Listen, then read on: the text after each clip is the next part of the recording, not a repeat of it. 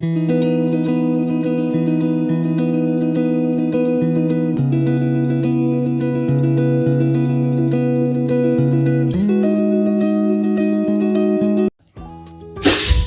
Guys, welcome to our YouTube channel. ഇന്ന് അപ്പുണ്ണിയുടെ special പറഞ്ഞോ. ആട്ടിൻ ബ്രെയിൻ ആണ് ഞാൻ ഉദ്ദേശിച്ചത്, പക്ഷെ ആട്ടിൻ ബ്രെയിൻ ഇവിടെ കിട്ടാനില്ല. അപ്പൊ നമ്മ ബീഫ് ബ്രെയിൻ വെച്ചിട്ട് ഒരു കിടിലൻ റെസിപ്പി. ക്യാമറ ഫോളോ ചെയ്യും. അപ്പൊ നമുക്ക് വീഡിയോയിലേക്ക് ഇറക്കാം. ഞങ്ങൾ ആടിന്റെ ബ്രെയിൻ മേടിക്കാൻ വന്നിരിക്കുന്നു. അതെ ഗൈസ്, പുണ്യ അങ്ങനെ ബ്രെയിൻ മേടിച്ച് എന്താ ബ്രെയിൻ നല്ല കട്ട ചോരയില് ബ്രെയിൻ കിടക്കുന്നുണ്ട്. ഇത് പ്രശ്നമാവോ? ചോരയൊക്കെ കാണിച്ച് യൂട്യൂബിൽ കാണിച്ചു കഴിഞ്ഞാൽ. സോ നമുക്കിത് വാഷ് ചെയ്തെടുക്കാം ആദ്യം. സോ ബ്രെയിൻ ക്ലീൻ ചെയ്ത് വൃത്തിയാക്കിയിട്ടുണ്ട്. ഈ ബ്രെയിൻ വെക്കുമ്പോൾ ആദ്യം തന്നെ നമുക്ക് കുറച്ച് നേരം മഞ്ഞപ്പൊടിയൊക്കെ ഇട്ടിട്ട് ബോയിൽ ചെയ്യാൻ വെക്കണം. അതിന് സ്മെല്ല് വരാൻ ചാൻസ് ഉണ്ട്. അതായത് സ്മെല്ല് വരാതിരിക്കാനാണ് നമ്മൾ ഈ ബോയിൽ ചെയ്യാൻ മഞ്ഞപ്പൊടിയും ഒക്കെ ഇട്ടിട്ട് ബോയിൽ ചെയ്ത്.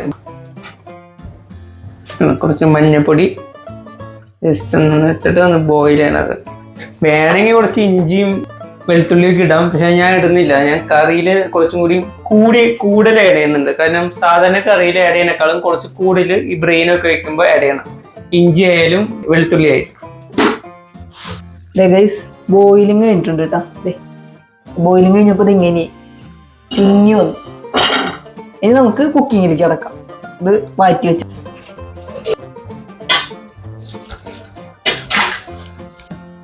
അപ്പൊ നമ്മള് കുക്കിംഗ് സ്റ്റാർട്ട് ചെയ്യുന്നു. പാൻ വെച്ചു കേട്ടാ, വെളിച്ചെണ്ണ ഒഴിക്കിന്. പുണ്ണിയുടെ ഫേവറേറ്റ് വിഭവങ്ങൾ ഇട്ട് നോക്ക്. ആട്ടിൻ ബ്രെയിൻ, ബീഫ് ബ്രെയിൻ, ലിവർ, പിന്നെ എന്നിട്ട് ഓയിസ്റ്റർ, പച്ചക്ക് ഓയിസ്റ്റർ. അതല്ലാതെ ഈ മസാല ഇല്ലാണ്ട് നാച്ചുറൽ ആയിട്ടല്ലേ അതന്നെ ഒക്ടോപസ്, ലോബ്സ്റ്റർ എല്ലാം പച്ചക്ക് കിട്ടണം. ആൾക്ക് മസാല ഒന്നും കഴിക്കാത്ത ടൈപ്പാണ് എല്ലാതും ഇഷ്ടം കഴിക്കാൻ. അപ്പൊ ഇതൊക്കെ ഫേവറേറ്റ് ഐറ്റംസ് ആണ്. നമ്മൾ ഇഞ്ചി, വെളുത്തുള്ളി, പച്ചമുളക് ചോപ്പറിൽ ഇട്ടാക്കിയിരുന്നു. അത് ഇടുന്ന കേട്ടാ. പുണ്യെ എന്താണ് ഒരു ടിപ്സ് എന്താണ് പറയാനുള്ളത്? ടിപ്സാ ഇതേപോലെ വെറൈറ്റി ഫുഡുകൾ ടേസ്റ്റ് ചെയ്യാ, എൻജോയ് ചെയ്യാ. ഒരു ബ്രെയിൻ അല്ലേ ഇത്, ആൾക്കാർ കഴിക്കുവോ എന്നിട്ട് അറപ്പൊന്നും കാണിക്കാതെ എല്ലാ ഫുഡും ടേസ്റ്റ് ചെയ്യാം. ഒറ്റ ടൈപ്പുള്ള എല്ലാ ഫുഡും മാക്സിമം ശ്രമിക്കല്ല. അത് ഈ മസാലകളൊക്കെ ഒഴിവാക്കിട്ട് മാക്സിമം റോ ആയിട്ട് കഴിക്കുക. അതന്നെ, അതായത് പ്രത്യേക ടേസ്റ്റ് ശരിക്കും പറഞ്ഞു. നെക്സ്റ്റ് നമ്മുടെ ഒനിയൻ ചോപ്പറിലിട്ട് തന്നെ. ചോപ്പറിട്ടാലും ഇട്ടില്ലെങ്കിലും ചെറിയതായിട്ട് ഇങ്ങനെ കട്ട് ചെയ്താൽ ചെറുതായിട്ട് കുനുകുന കട്ട് ചെയ്ത് നമ്മുടെ ടൈം സേവിങ്ങിന് ചോപ്പർ തന്നെയാണ് ഏറ്റവും ബെസ്റ്റ്. ഈ ജോലിക്ക് വന്ന ആൾക്കാരൊക്കെയാന്ന് വെച്ചിട്ടുണ്ടെങ്കിൽ ചോപ്പർ ഭയങ്കര യൂസ്ഫുൾ ആണ്. ഇത് നന്നായിട്ടൊന്ന് വാടണം, അത് കഴിഞ്ഞിട്ടാണെങ്കിൽ ബാക്കി കാര്യങ്ങൾ. സോ പൊടികൾ എങ്ങനെ ആഡ് ചെയ്യാണ്. ഈ കുരുമുളകില്ലേ അത് കുറച്ച് കേറ്റിടണം. ലിവർ, ബ്രെയിന് ഇതൊക്കെ ഇടുമ്പോൾ കുരുമുളക് കുറച്ച് കയറി കിട്ടണം. എല്ലാം കുറച്ച് പൊടിക്ക് കയറി നിൽക്കണം. ഇങ്ങനെ ലാസ്റ്റ് നമുക്ക് ഉണ്ടാക്കി കഴിഞ്ഞതിന് ശേഷം ടേസ്റ്റ് നോക്കുമ്പോൾ നമുക്ക് ആഡ് ചെയ്യും. മഞ്ഞപ്പൊടി ഞാൻ കുറച്ച് ആഡ് ചെയ്യണുള്ളൂ. ഓൾറെഡി മഞ്ഞപ്പൊടി വെച്ച് ഞാൻ ബോയിൽ ചെയ്തതാണ്, അപ്പോൾ പിന്നെ കുറച്ച് ആഡ് ചെയ്തിട്ടുള്ളൂ.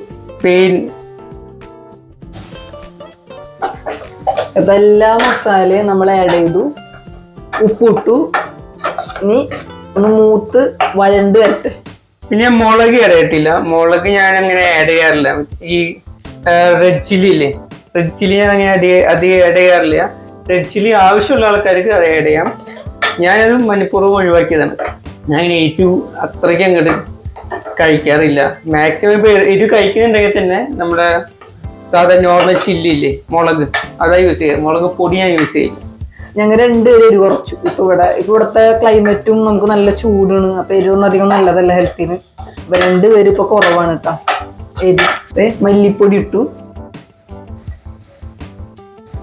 അത് നമ്മുടെ ടേസ്റ്റിനനുസരിച്ചിട്ട് മസാലയൊക്കെ. കുരുമുളക് നന്നായി ഇട്ടാൽ മതിന്നുള്ളൂ. ഇതിന്റെ മെയിൻ കുരുമുളകാണ്. നന്നായിട്ട് വാടന വരെ ഒന്ന് വെയിറ്റ്. പിന്നെ പച്ചമണം പോണ മസാലകളൊക്കെ. ഇനി നമ്മുടെ മെയിൻ ഐറ്റം ഇതിൻ്റെ ഉള്ളിലോട്ട് ആഡ് ചെയ്യാൻ പോവാണ്. ബോയിൽ ചെയ്തപ്പോൾ ചുങ്ങി പോയി ഗൈസ്.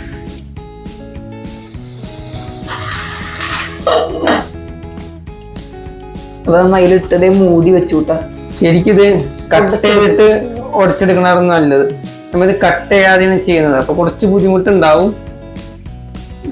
പിന്നെ കുറച്ച് ബുദ്ധിമുട്ടി നമ്മളെല്ലാം ചെയ്യുമ്പോഴല്ലേ അതിന്റെ എഫേർട്ട് കിട്ടുള്ളൂ നമുക്ക്. അതെ, ആ ടേസ്റ്റും അല്ല അതും അല്ല പുണ്യ. പിന്നെ ഓൾമോസ്റ്റ് ആയി വരുന്നുണ്ട്. പക്ഷെ നമുക്കൊരു മിസ്റ്റേക്ക് പറ്റിയത് എന്താന്ന് വെച്ചിട്ടുണ്ടെങ്കിൽ ഈ ബ്രെയിൻ കട്ട് ചെയ്തിട്ടിടണമായിരുന്നു. ഇപ്പൊ ഞാൻ കട്ട് ചെയ്യാതിട്ടായിരുന്നോണ്ട് അതിങ്ങനെ ചിക്കി പരത്തി എടുക്കാനായിട്ട് കുറച്ച് ബുദ്ധിമുട്ടി. ഈ എന്തോ കുഴപ്പമില്ല.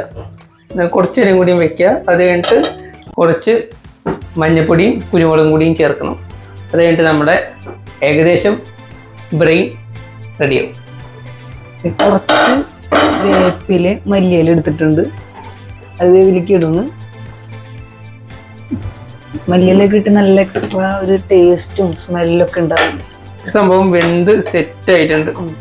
കുറച്ച് നേരം കൂടി ഒന്ന് ഇളക്കി കൊടുത്തിട്ടുണ്ടെങ്കിൽ നമ്മുടെ ഐറ്റം അങ്ങനെ റെഡിയാവും. അത് തോരൻ പോലെ. ഇനി ഫൈനൽ ആഡിങ് കേട്ടാ. കുരുമുളക് ഇട്ടു. കുരുമുളക് നേരത്തെ ഇത്തിരി കുറവായിരുന്നു, അപ്പൊ അത് കുറച്ചുകൂടി ഇട്ടു. കുറച്ചുകൂടി നല്ലോണം നിന്നോട്ടെ വെച്ചിട്ട് കുറച്ച് മഞ്ഞപ്പൊടി ഇട്ടു. മുളക് പൊടി പണങ്ങാണ്ടിരിക്കാൻ വേണ്ടി മാത്രം കുറച്ച് മുളക് പൊടി നുള്ളു. നന്നായി മിക്സ് ചെയ്യുക. ഇനി അടച്ചു വെക്കേണ്ട ആവശ്യമില്ല. ഇനി അടച്ചു വെച്ചിട്ടുണ്ടെങ്കിൽ വീണ്ടും വെള്ളം വരും. അപ്പോ ഇനി നേരെ ജസ്റ്റ് ഒന്ന് വരട്ടി വെക്കുക. സംഭവം കലാസ്. നല്ല സ്മെല്ല് വന്ന് തുടങ്ങിയിട്ടുണ്ട്.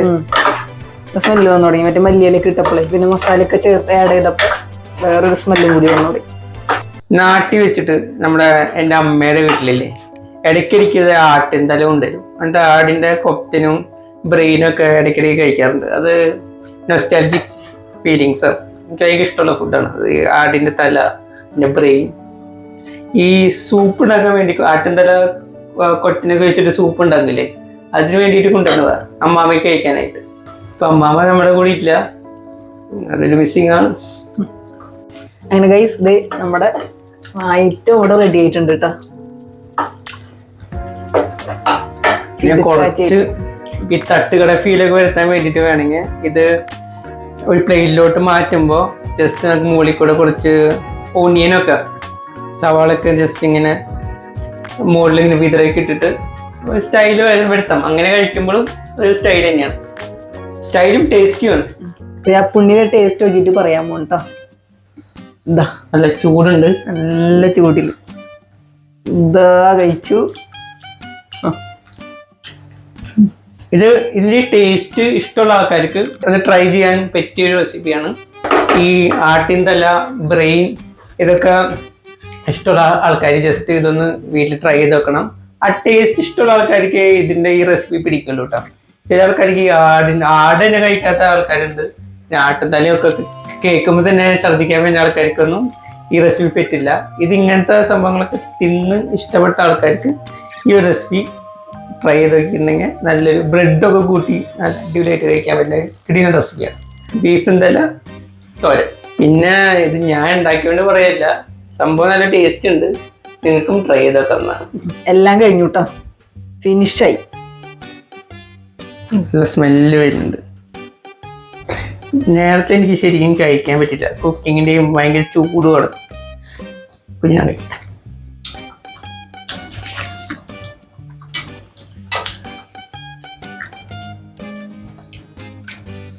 ആ ഇഞ്ചി വെളുത്തുള്ളി അതൊക്കെ കേറിക്കണം കേട്ടോ, എന്നാലേ അതിൻ്റെ ആ ടേസ്റ്റ് ശരിക്കും വരുള്ളൂ. ഇതൊക്കെ കണ്ടുകൊണ്ട് നിൽക്കുന്ന ക്യാമറമാൻ വേണോ? ഏയ് വേണ്ട. ശരിക്കും കട്ട് ചെയ്തിട്ടിരിക്കണമായിരുന്നു. ഇത് ഇട്ടിട്ട് ഹാർഡാവും, ബോയിൽ ചെയ്യുമ്പോൾ ഇത് ഹാർഡാവും. അങ്ങനെ എത്ര ഇടിച്ചാലും നമുക്ക് കറക്റ്റ് ഇങ്ങനെ ചെറിയ ചെറിയ പീസായി വരില്ല. എങ്കിലും എനിക്ക് വലിയ പീസ് ഇങ്ങനത്തെ ഞാൻ ഇഷ്ടമുള്ളതായതുകൊണ്ട് കുഴപ്പമില്ല. ഇതൊക്കെ നിസ്സാരാണ് ആ പുണ്ണിക്ക്. സോ ഇനി അടുത്ത ആഴ്ച മറ്റൊരു കുക്കിംഗ് വീഡിയോ ആയിട്ട് വരുന്നവരെ കുക്കിംഗ് ബ്ലോഗിൽ നിന്ന് സൈൻ ഓഫ് ചെയ്യുന്നു. പിന്നെ റിവ്യൂസും പിന്നെ നമ്മുടെ കുറെ മണ്ടത്തരമൊക്കെ ആഴ്ചയിൽ ദിവസത്തിന് ചിലപ്പോൾ വീഡിയോ വരും. സഹിക്കുക, പ്രമോട്ട് ചെയ്യുക, സപ്പോർട്ട് ചെയ്യുക, ഷെയർ ചെയ്യുക, കമന്റ് ചെയ്യുക. അത്രയൊക്കെ തന്നെ. നിങ്ങളെ സപ്പോർട്ടാണ് ഞങ്ങളുടെ വിജയം. അതെ. അപ്പൊ എല്ലാവരും ചെയ്യാം. അപ്പൊ നല്ല ചൂട് വയർത്തൂട്ടാ അടുക്കളയിൽ നിന്നിട്ട്. അപ്പൊ കാണാം. ബൈ.